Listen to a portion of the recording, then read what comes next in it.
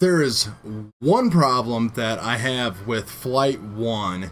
It's that they have the worst supply chain ever. I understand that everybody always wants to evolve the technology and everything, but changing your entire ESC before the North American race season starts, who would have ever done that? That's okay, because 2 months ago they said they would be here in a couple weeks, and a month ago they said there was some manufacturing delays and they would be here in 2 weeks. So here we are 4 weeks later and still no new FLIGHT1 ESCs. Many people have resorted to going to other ESCs if you can get flight controllers.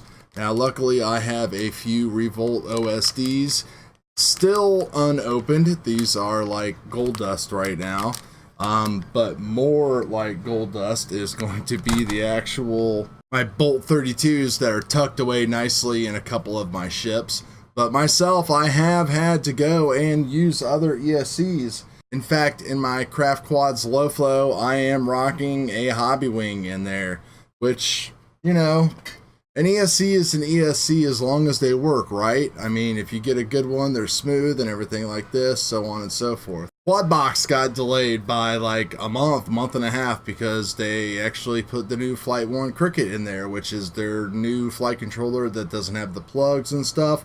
I'm still kind of divided on whether or not I like the plugs. You always have to end up making cables and stuff, and those cables are so... all these cable kits and stuff are always so chintzy compared to, you know, all this stuff is so chintzy compared to the ones that come with like your regular ESCs. I don't understand. The quality of the plastic is just... So yes, the ACOM 32, the Hobby Wing 45, the new Hobby Wing that's coming out, those work just fine. I've been running those on D-Shot 32 within Falco X, no problems at all. It's fantastic. It runs just as good as my Bolt 32s do. They just don't match. They're not red. But FLIGHT1 has to lock this down. I mean, there are people even on my small channel that want to convert, and they want to buy the package. They want the whole stack. They want the FLIGHT1 stuff. They're even looking at like FLIGHT1 frames. I have even been looking at certain FLIGHT1 frames. But if I can't get replacements, even when you offer a replacement plan, then what is going on with that business model?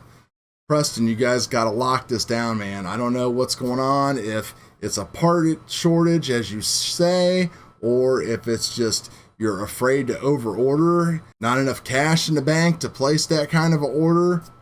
I don't know how China works and everything else like that. The last video basically said that there's going to be 3 different versions of the same ESC. How do you know which one you're actually going to get if you pre-order one?